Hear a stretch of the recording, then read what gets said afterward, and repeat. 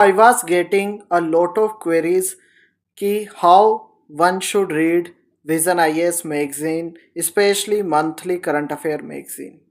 And in this video, I would be giving you 5 stage practical formula जिसको अगर आपने apply कर लिया तो आप काफ़ी इजी तरीके से काफ़ी एफिशिएंट तरीके से विजन आईएएस की मैगजीन को पढ़ भी सकोगे और रिवाइज करके रिमेंबर करके एग्ज़ाम में क्वेश्चन भी सॉल्व कर सकोगे।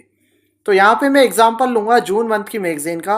एंड जो फर्स्ट स्टेज है, देखो फर्स्ट स्टेज में आपको क्या करना है, आपको टॉपिक आइडेंटिफाई करने हैं which are important for both pre as well as mains. अब फर्स्ट स्टेज में तो आपको कुछ भी नहीं करना पड़ेगा क्योंकि हर महीने जब भी विजन आईएएस की मैगजीन आएगी तो पीवाईक्यू के बेसिस पे मैं कुछ टॉपिक्स को हाईलाइट करके यूट्यूब पर वीडियो रिलीज़ कर दूंगा, टेलीग्राम पे पीडीएफ शेयर कर दूंगा। तो वहाँ से आपको एक पता आइडिया मिल जाएगा कि which topic you should read. तो फर्स्ट स्टेज का काम तो मैं आपके लिए कर दूंगा, साथ ही पीटी 365 एंड मेंस 365 के लिए भी मैं ऐसा कर दूंगा। ठीक है, अब बात करते हैं सेकंड स्टेज की। तो जैसे हमने आइडेंटिफाई करा कि 50 ईयर्स ऑफ इमरजेंसी, अब ये इंपॉर्टेंट टॉपिक है, अब इसे कैसे पढ़ना है। तो सेकंड स्टेज में यानी कि फर्स्ट रीडिंग में आपको क्या करना है, आपको सिर्फ अंडरस्टैंडिंग पे फोकस करना है। बहुत सारे लोग इनको याद करने की कोशिश करते हैं, आपको याद नहीं करना, आपको सिर्फ समझना है कि इमरजेंसी क्यों लगाई गई, क्या कॉन्स्टिट्यूशनल अमेंडमेंट हुए, ये सारी चीज़ें। ठीक है, जैसे आपने इस पूरे टॉपिक को पढ़ लिया, समझ लिया, that much is sufficient in our first reading. अब इसके बाद में थर्ड स्टेज आएगी यानी कि आपकी सेकंड रीडिंग। वहां पे आपको क्या करना है, आपको सिर्फ बोल्ड जो वर्ड्स हैं उनको पढ़ना है। आपको इतना ये जो एक्सप्लेनेशन दे रखा है ये नहीं पढ़ना, आपको सिर्फ ये बोल्ड वर्ड्स पढ़ने हैं। उसी से आपको समझ में आ जाएगा क्या लिखा हुआ है। अगर आपने फर्स्ट रीडिंग में अच्छे से अंडरस्टैंडिंग करी तो सेकंड रीडिंग में आप सिर्फ बोल्ड वर्ड्स पढ़ के भी इसको ख़त्म कर लोगे और जैसे आप स्टेज पे पहुंचोगे तो आपका टाइम बहुत ज़्यादा बच जाएगा। ठीक है, हर एक स्टेज में हमारा गोल यही है कि टाइम हमें रिड्यूस करना है। फर्स्ट स्टेज में हमने टॉपिक आइडेंटिफाई करा ताकि पूरी मैगजीन ना पढ़नी पड़े, हमें कुछ ही टॉपिक पढ़ने पड़े।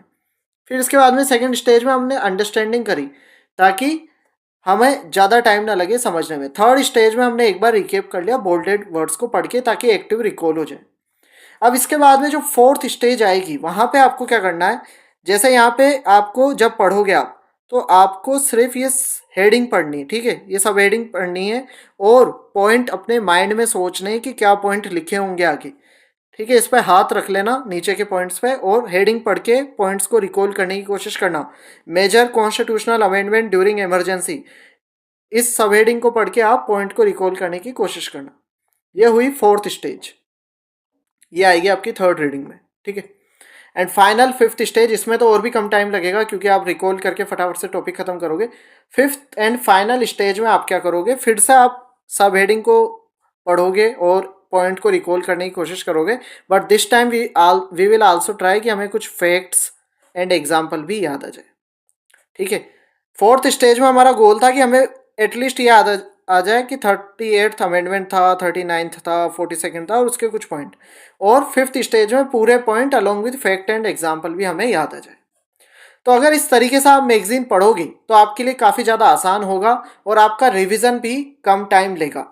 और अब आप में से कुछ लोगों का डाउट हो सकता है कि सर ये इतने टॉपिक हम इतनी बार रिवाइज कैसे करेंगे। तो देखो फर्स्ट स्टेज में ऑलरेडी आप 50 जो टॉपिक मैं हाईलाइट कर रहा हूँ 50 से लेके 60% ही पूरी मैगजीन के। तो अब पहले तो आपको इतना ही पढ़ना है, फिर अगर आपने अंडरस्टैंडिंग कर लिया तो ऑलरेडी आपका कम टाइम लगेगा। बट अगर फिर भी आपको लगता है आपके पास टाइम नहीं है रिवाइज करने का तो फिर आप एक काम करना, अंडरस्टैंडिंग के लिए मंथली मैगजीन पढ़ लेना और फिर रिवीजन के लिए मेंस 365 पीटी 365 पढ़ लेना। आप वहां से इसको कवर कर लेना। ठीक है, so this was the analysis of 5 stage method to read Vision IAS magazine. I hope इससे आपको एक क्लैरिटी मिली होगी। अगर अभी भी आपके कहीं कोई डाउट है तो आप मुझे कमेंट सेक्शन में पूछ सकते हो, एंड अगर वो डाउट काफ़ी अच्छा होगा तो उस पर मैं एक डेडिकेटेड वीडियो भी लेकर आऊँगा। And all the best for your UPSC preparation.